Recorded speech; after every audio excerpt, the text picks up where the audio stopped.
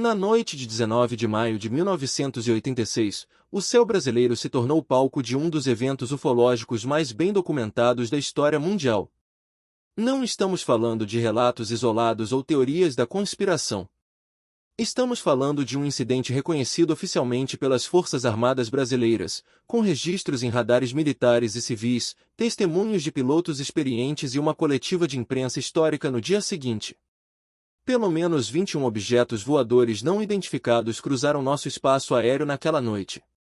5 caças F-5 e Mirage da Força Aérea Brasileira foram enviados para interceptá-los. O resultado? Um dos maiores mistérios não resolvidos da aviação militar brasileira.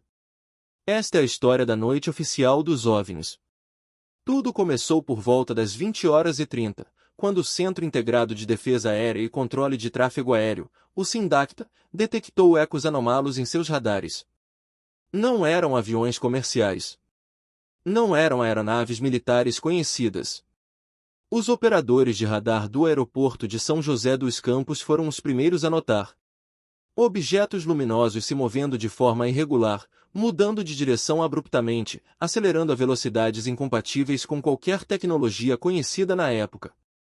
Quase simultaneamente, pilotos de aeronaves comerciais começaram a reportar avistamentos visuais. O comandante do voo 573 da VASP relatou a presença de luzes intensas acompanhando sua aeronave entre Rio de Janeiro e São Paulo. As luzes mudavam de cor, do branco ao vermelho, do amarelo ao verde. Não era pânico. Eram profissionais treinados, com milhares de horas de voo, descrevendo algo que não conseguiam explicar. Às 21h15, a situação escalou. O Comando de Defesa Aeroespacial Brasileiro foi acionado. A decisão foi tomada, era hora de interceptar. 5 caças decolaram em operação de scramble, termo militar para decolagem de emergência. 3 F-5 e Tiger II da Base Aérea de Santa Cruz, no Rio de Janeiro, e 2 Mirage F-103 da Base Aérea de Anápolis, em Goiás.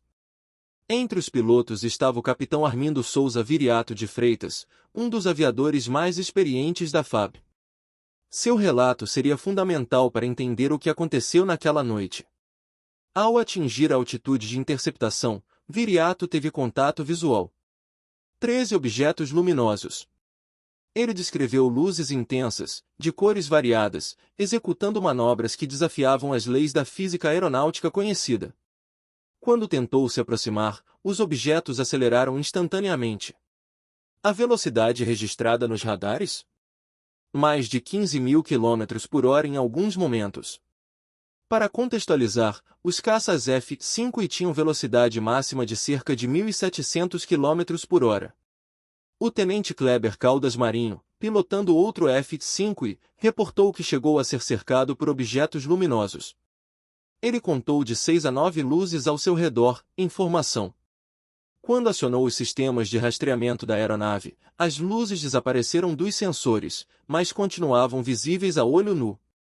Os pilotos dos Mirages tiveram experiências semelhantes. Aproximação impossível. Aceleração inexplicável. Ausência de assinatura térmica detectável pelos sistemas de rastreamento por infravermelho. Após quase 3 horas de tentativas de interceptação, com combustível no limite, as aeronaves retornaram às suas bases. Nenhuma conseguiu uma aproximação efetiva. Nenhuma conseguiu identificar a natureza dos objetos. O que aconteceu no dia seguinte foi sem precedentes na história militar brasileira. Em 23 de maio de 1986, o Ministério da Aeronáutica convocou uma coletiva de imprensa oficial. O brigadeiro José Pessoa Cavalcante de Albuquerque, então comandante do Condabra, estava à frente. Ao seu lado, 3 dos pilotos que participaram da operação de interceptação. Não houve negação. Não houve desmentido. O brigadeiro foi direto. Objetos não identificados foram detectados por radares militares e civis. 5 aeronaves foram enviadas para interceptá-los. Nenhuma conseguiu. Foi a primeira, e até hoje única, vez que as Forças Armadas Brasileiras reconheceram publicamente, em coletivo oficial, a presença de OVNIs no espaço aéreo nacional e a incapacidade de interceptá-los. A imprensa internacional repercutiu. O caso brasileiro ganhou destaque em publicações especializadas de aviação e defesa ao redor do mundo. Pesquisadores ufológicos classificaram o evento como um dos mais importantes da história, pelo nível de documentação e transparência oficial. Mas as perguntas permaneceram: o que eram aqueles objetos? De onde vinham? Por que estavam ali? Nas décadas seguintes, diversas investigações tentaram explicar o fenômeno. A hipótese oficial inicial apontava para possíveis fenômenos atmosféricos ou meteorológicos. Mas especialistas em meteorologia descartaram essa possibilidade. As condições atmosféricas naquela noite não justificavam os ecos de radar nem os avistamentos visuais múltiplos. Outra teoria sugeriu reflexões de luzes terrestres ou inversões térmicas criando miragens em altitude. Novamente, os dados dos radares e a experiência dos pilotos tornavam essa explicação inconsistente.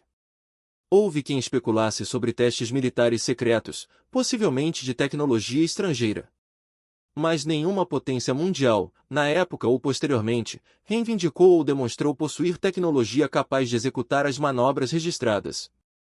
Em 2004, a Força Aérea Brasileira passou a adotar uma postura mais aberta sobre o tema. O Sistema de Investigação de Objetos Aéreos Não Identificados foi estabelecido, e documentos históricos foram desclassificados, incluindo relatórios detalhados da noite de 19 de maio. Pesquisas mais recentes, utilizando análise de dados de radar com tecnologia moderna, confirmaram as anomalias. Os objetos executaram manobras de aceleração e mudança de direção que exigiriam forças G mortais para qualquer tripulação humana. O que sabemos com certeza? Algo estava lá. Foi detectado por múltiplos sistemas independentes.